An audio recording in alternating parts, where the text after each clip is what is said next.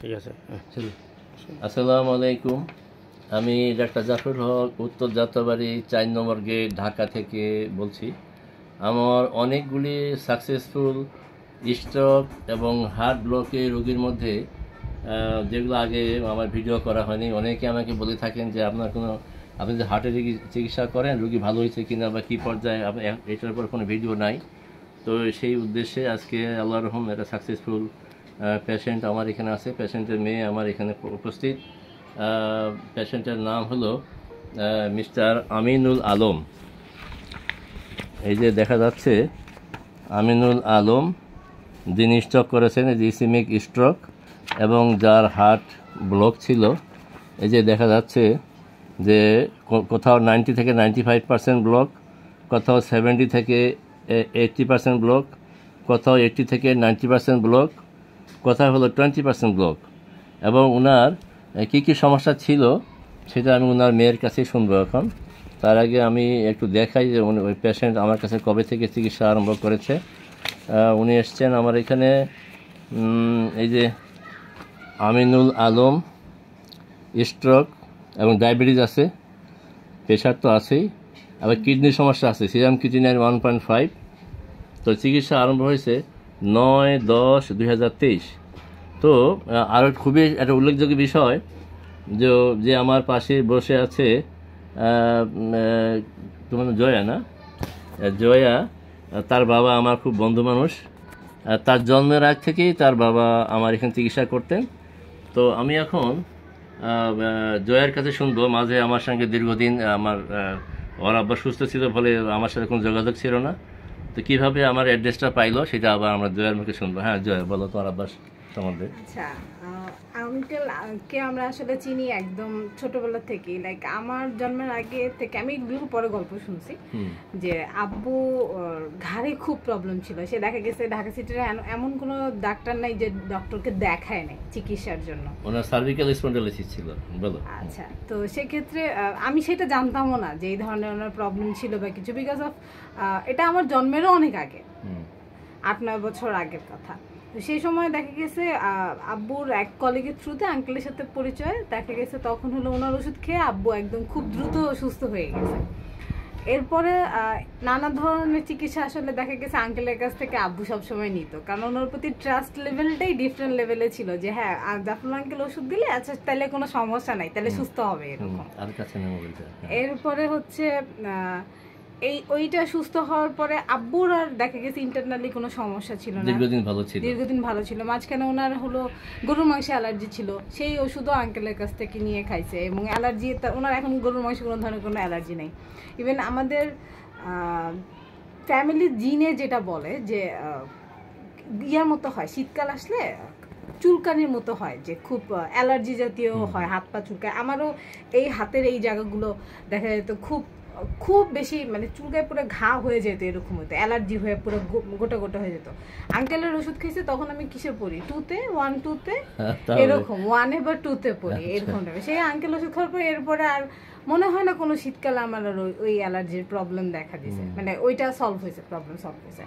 এছাড়া আমার uncle family ডাক্তারই অ্যাকচুয়ালি, বেসিক্যালি আমার ফুপার হার্টের প্রবলেম ছিল, ওনার কাছ থেকে ওষুধ নিয়ে খাইলো, টানা 6 মাস খাওয়ার পর মোটামুটি ফুপা দৌড়াইতে পারে এরকম সিচুয়েশন। ওনার হার্টে ব্লক ছিল 7টা। এই বিষয়ে আমি একটু ইন্টারাক্ট করি যে তার ফুপা একজন রিটায়ার্ড স্কুল টিচার।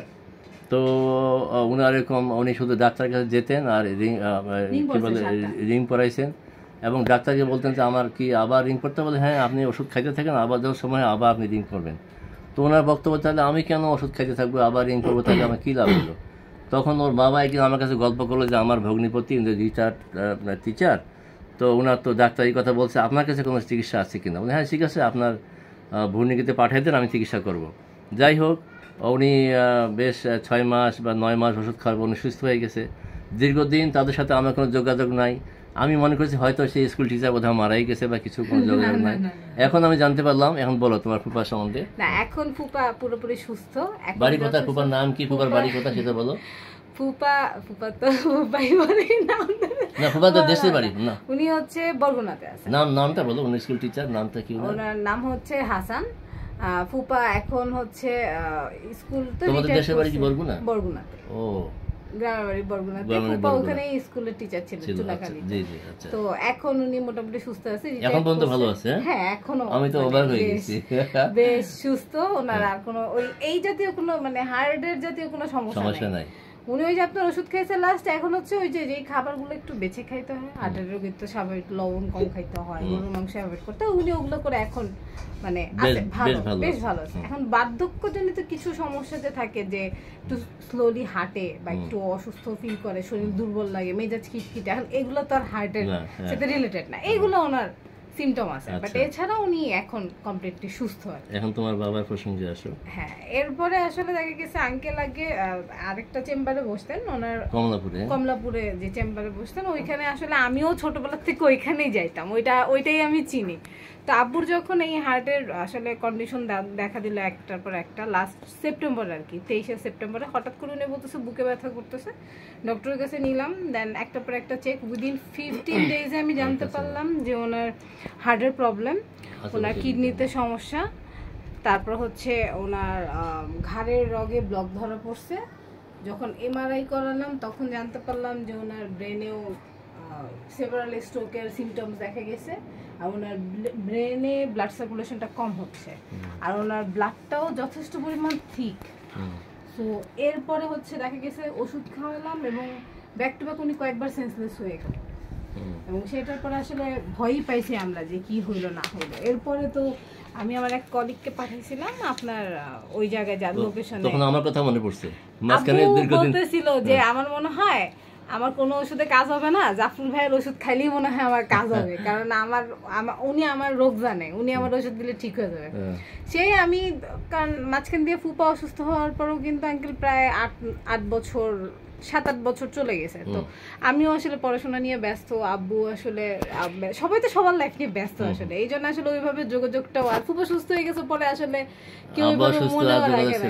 হ্যাঁ, পরে হচ্ছে ওই যখন কলিগকে বললাম যে তুমি একটু গিয়ে যদি দেখতে ওর বাসার কাছে, তো উনি বলতেছে না, উনি এখানে বসে না। পরে হলো ফোন নাম্বার পেয়ে তো আমি আপনাকে ফোন দিলাম, দেন আপনি আপনার বাসার অ্যাড্রেস, চেম্বারের অ্যাড্রেস দিলেন, দেন তো আমি আবার আসলাম, এসে ওষুধ নেওয়ার পর থেকে তো এখন আব্বু আলহামদুলিল্লাহ, তার আর সেই বুকের ব্যথা, এই যে যখন আপনার কাছে আসার আগেও 2 দিন আগেও বা 3 দিন আগেও বা লাস্ট মাসও যেরকম ছিল, যে রাত 12টার পরে আমরা ভয়ে থাকতাম কখন বুকে ব্যথা উঠবে, হ্যাঁ আব্বুর তো এখন বুকে ব্যথা শুরু হয়ে যাবে, কি হবে, অস্থির হয়ে যেত, মানে সেও অস্থির হয়ে যেত, আমরাও মোটামুটি অস্থির হয়ে যেতাম যে কি হইতেছে, এত বুকের ব্যথা কেমনে, ডক্টরের কাছে নিয়েও লাভ হইতেছে না, কারণ ডক্টর বলতেছে ওনার পেইন উঠতেছে আবার তো নেমে যাচ্ছে, তাহলে ওনাকে অপারেশন করা ছাড়া আর কোনো উপায় নেই, হয়তো রিং পরাতে হবে না, বাইপাস করতে হবে।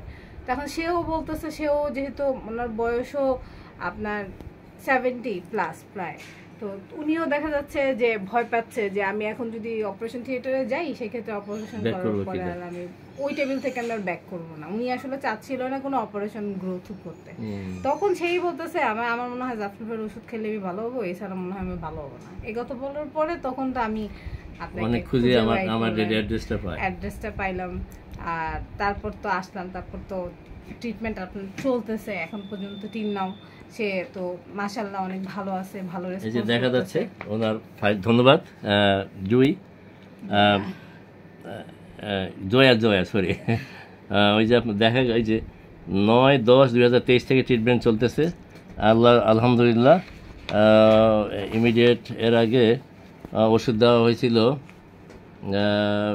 30-3-2023, 27-4-2024, আজকে লাস্ট হলো 25-5-2024, তাই আজকে ওষুধ দেওয়া হবে। এখন পর্যন্ত আল্লাহর অশেষ রহমতে তার বুকে কোনো ব্যথা ওঠেনি, উনি বেশ ভালো আছে, তার প্রেশার বেশ কন্ট্রোল, তাই না, প্রেশার কন্ট্রোল, ডায়াবেটিসের কন্ট্রোল। তো আসলে এই ভিডিওটা দেওয়ার উদ্দেশ্য হচ্ছে যে হোমিওপ্যাথিক ওষুধের মাধ্যমে যে মানুষের হার্ট ব্লক থাকলেও যে ভালো হতে পারে, বুকের ব্যথা ভালো হইতে পারে, এই যে আপনার আবার ভালো হওয়া সম্ভব, সেটা আবার দেখাই। আবার আপনি দেখতে পাচ্ছেন যে করোনারি আর্টারি সিস্টার, যেটাকে বলা হয় যে কী বলে এনজিওগ্রাম, এই এনজিওগ্রাম রিপোর্টে দেখা যাচ্ছে যে মেইন আর্টারি মেইন আর্টারিটা দেখা যাচ্ছে যে 90 থেকে 95% ব্লক। তারপরে যে মিডিলে একটা আর্টারি আছে সেটাও 70 থেকে 80% ব্লক। আবার এই সাইডে একটা দেখা যাচ্ছে 80 থেকে 90% ব্লক। এইখানে একটা আর্টারি, সেটা 20% ব্লক। এত কিছু ব্লক থাকার পরেও উনি আল্লাহর অশেষ রহমতে ওনার ডায়াবেটিস পুরো কন্ট্রোল, বুকে কোনো ব্যথা নাই, উনি ভালো আছে, উনি নর্মাল লাইফ লিড করতেছে। তো আমি আসলে এখানেই আমার সিদ্ধান্তে আসতে পারলাম যে হোমিওপ্যাথিক ওষুধের মাধ্যমে হার্টের ব্লক থাকলে, অনেকে আমাকে প্রশ্ন করে যে আসলে হার্টের রুগী ভালো হয় কিনা, আপনি হার্টের চিকিৎসা করেন কিনা, নানান প্রশ্নের জবাব দিতে হয়। হ্যাঁ, রুগী তো হয়, কিন্তু এটার উপর যেহেতু ভিডিও নাই, এটাই আমার প্রথম। এর আগে আমার অনেকগুলি কিডনি, সাকসেসফুল কিডনি পেশেন্টের ভিডিও আছে, থাইরয়েডের উপর সাকসেসফুল ভিডিও আছে, তারপরে হলো হেপাটাইটিস বি ভাইরাসের উপর সাকসেসফুল ভিডিও আছে। এবার ভ্যারাইটিস টাইপ অফ ক্রনিক দেখা যাচ্ছে কিডনি ক্যান্সারের ক্ষেত্রেও যারা কেমোথেরাপি নিত, এখন কেমো না নিয়ে আমার ওষুধে ভালো আছে। তো এটাই হলো আমার প্রথম ভিডিও। এর আগে অনেক রোগী ভালো হয়েছে, কিন্তু কখনো ভিডিও করা হয় নাই। তো অনেকের প্রশ্নের জবাব আমি আশা করি এখানেই পাবেন, যে হোমিওপ্যাথিক ওষুধে হার্টের চিকিৎসা হয়। হার্ট ব্লক 90%, 90 থেকে 95% ব্লক থাকলেও সেটা হতে পারে, এটাই আমরা দেখলাম। তো এই জন্য আল্লাহর কাছে কোটি কোটি শুকরিয়া। আমি সবার কাছে আমার জন্য দোয়া চেয়ে সবার সুস্বাস্থ্য কামনা করে আমি এখানে শেষ করছি। আসসালামু আলাইকুম ওয়া রাহমাতুল্লাহি ওয়া বারাকাতুহু।